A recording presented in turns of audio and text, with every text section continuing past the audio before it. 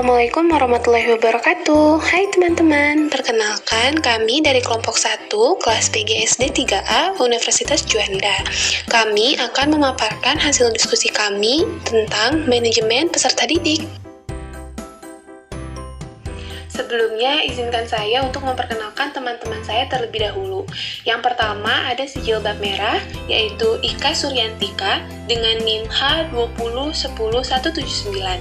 Lalu ada si jilbab krem, yaitu Tiara Intan Kastara dengan NIM H2010165.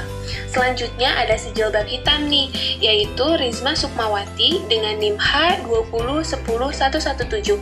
Yang terakhir ada si jilbab abu, yaitu Wulandari dengan NIM H2010196. Sebelum kita mempelajari apa itu manajemen peserta didik, sebaiknya kita mengetahui terlebih dahulu apa itu peserta didik dan apa itu manajemen. Menurut Undang-Undang Nomor 20 Tahun 2003 Pasal 1 Ayat 4 menyatakan bahwa peserta didik adalah anggota masyarakat yang berusaha mengembangkan potensi diri melalui proses pembelajaran yang tersedia pada jalur, jenjang, dan jenis pendidikan tertentu. Sedangkan manajemen merupakan proses pengoordinasian dan pengintegrasian semua sumber, baik manusia, fasilitas, maupun sumber daya teknikal lain untuk mencapai aneka tujuan khusus yang telah ditetapkan. Jadi dapat ditarik kesimpulan bahwa manajemen peserta didik adalah layanan yang memusatkan perhatian pada pengaturan, pengawasan, dan layanan siswa di kelas dan di luar kelas seperti pengenalan, pendaftaran, layanan individual seperti pengembangan keseluruhan kemampuan minat dan kebutuhan sampai ia matang di sekolah. Dalam manajemen peserta didik ada beberapa hal yang harus diperhatikan, yaitu mengupayakan agar kebutuhan, minat, kemampuan, pengalaman, dan fase-fase perkembangan peserta didik berkembang bersama kurikulum, di mana proses pembelajaran berlangsung. Yang kedua, mengusahakan fasilitas pembelajaran yang cukup, dengan memperhatikan peserta didik yang paling pandai maupun yang paling tidak mampu. Yang ketiga, memonitor pertumbuhan dan perkembangan pribadi masing-masing peserta didik. Materi selanjutnya yaitu tujuan dan fungsi manajemen peserta didik. Kira-kira apa ya tujuannya? Menurut Mustari, tujuan manajemen peserta didik adalah sebagai wahana bagi peserta didik untuk mengembangkan diri seoptimal mungkin, baik yang berkenaan dengan segi-segi individualitasnya, segi sosial, segi aspirasi, kebutuhan, dan segi-segi potensi peserta didik lainnya. Sedangkan tujuan khusus manajemen peserta didik adalah meningkatkan pengetahuan, keterampilan, dan psikomotor peserta didik, menyalurkan dan mengembangkan kemampuan umum, kecerdasan bakat, dan minat peserta didik. Dan yang terakhir, menyalurkan aspirasi, harapan, dan memenuhi kebutuhan peserta didik.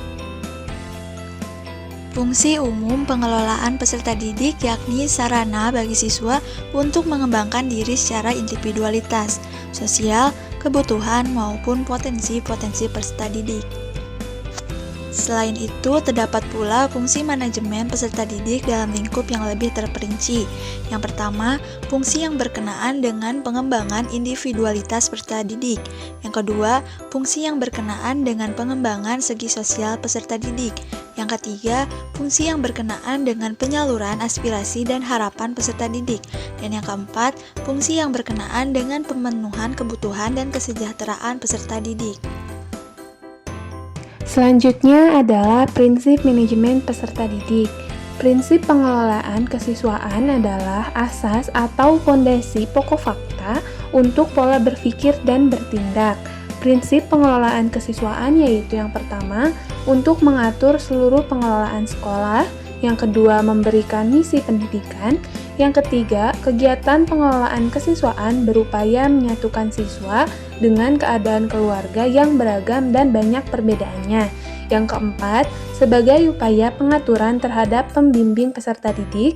Yang kelima, kegiatan manajemen peserta didik senantiasa berlatar sesuai dengan fungsinya. Nah, selanjutnya adalah prinsip manajemen peserta didik yang dijelaskan oleh Kementerian Pendidikan dan Kebudayaan. Yang pertama adalah manajemen peserta didik dipandang sebagai bagian dari keseluruhan manajemen sekolah. Yang kedua adalah segala bentuk manajemen peserta didik harus ditunjukkan untuk mengemban misi pendidikan dan dalam rangka mendidik peserta didik. Yang ketiga adalah kegiatan manajemen peserta didik harus diupayakan untuk mempersatukan peserta didik yang mempunyai berbagai ragam latar belakang dan banyak perbedaan. Yang keempat, kegiatan peserta didik haruslah dipandang sebagai upaya pengaturan terhadap pembimbingan peserta didik. Yang kelima, kegiatan manajemen peserta didik harus mendorong dan memacu kemandirian peserta didik. Yang keenam, manajemen peserta didik harus fungsional bagi kehidupan peserta didik, baik di sekolah terlebih di masa yang akan datang. Dan yang terakhir adalah penyelenggaraan manajemen peserta didik mengakui karakteristik peserta didik, antara lain intelektual, minat, bakat, kebutuhan pribadi, pengalaman, dan keadaan fisik. Nah, selanjutnya adalah ruang lingkup manajemen peserta didik. Ruang lingkup manajemen peserta didik menurut Imron adalah yang pertama, perencanaan peserta didik, yang kedua, penerimaan peserta didik baru, yang ketiga, orientasi peserta didik, yang keempat, mengatur kehadiran dan ketidakhadiran peserta didik, yang kelima, pengelompokan peserta didik, yang keenam, mengatur evaluasi hasil belajar peserta didik, yang ketujuh, mengatur kenaikan tingkat peserta didik, yang kedelapan, mengatur peserta didik yang mutasi dan drop out, yang kesembilan adalah kode etik, pengadilan, hukuman, dan disiplin peserta didik, dan yang terakhir adalah kelulusan dan alumni. Selanjutnya, layanan khusus bagi peserta didik. Pembinaan peserta didik adalah pembinaan terhadap peserta didik yang meliputi layanan-layanan khusus yang menunjang manajemen peserta didik itu sendiri. Layanan-layanan khusus tersebut yaitu A. Layanan bimbingan dan konseling. Layanan bimbingan dan konseling merupakan proses pemberian bantuan terhadap siswa agar perkembangannya optimal, sehingga anak didik bisa mengarahkan dirinya dan bertindak dan bersikap sesuai tuntutan dan situasi lingkungan sekolah, keluarga, dan masyarakat. B. Layanan perpustakaan.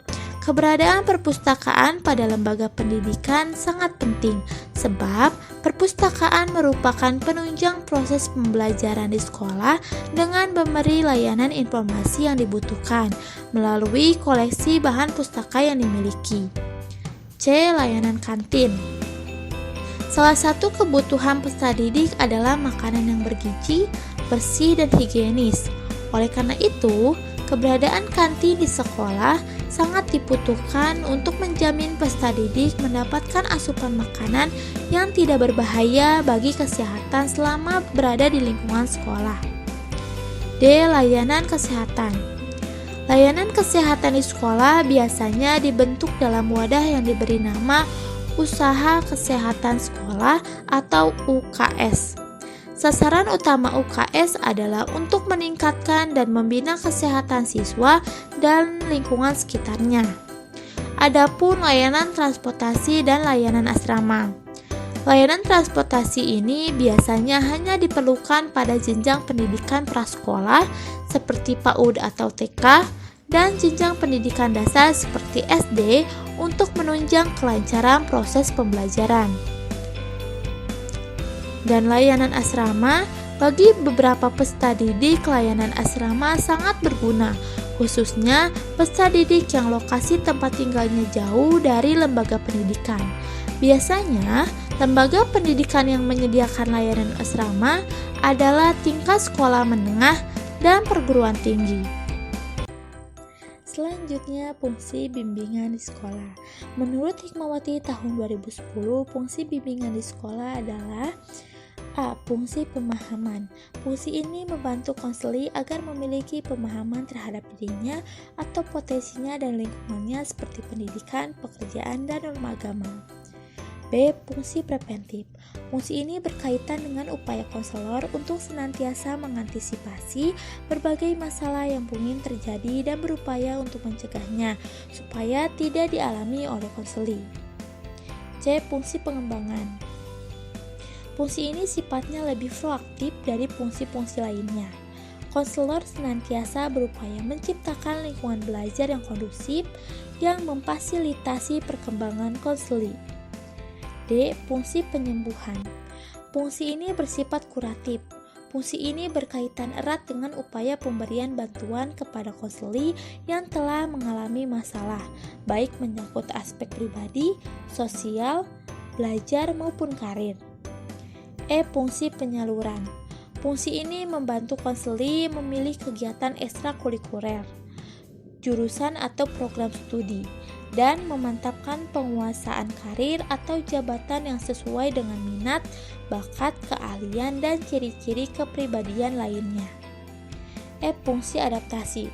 Fungsi ini membantu pelaksanaan pendidikan, kepala sekolah, staf, konselor, dan guru untuk menyesuaikan program pendidikan terhadap latar belakang pendidikan, minat, kemampuan, dan kebutuhan konseli.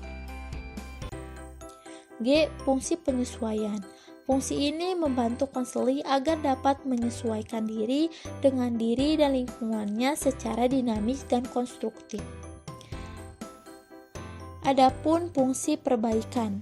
Fungsi ini membantu konseli sehingga dapat memperbaiki kekeliruan dalam berpikir, berperasaan, dan bertindak. Selanjutnya, fungsi fasilitasi.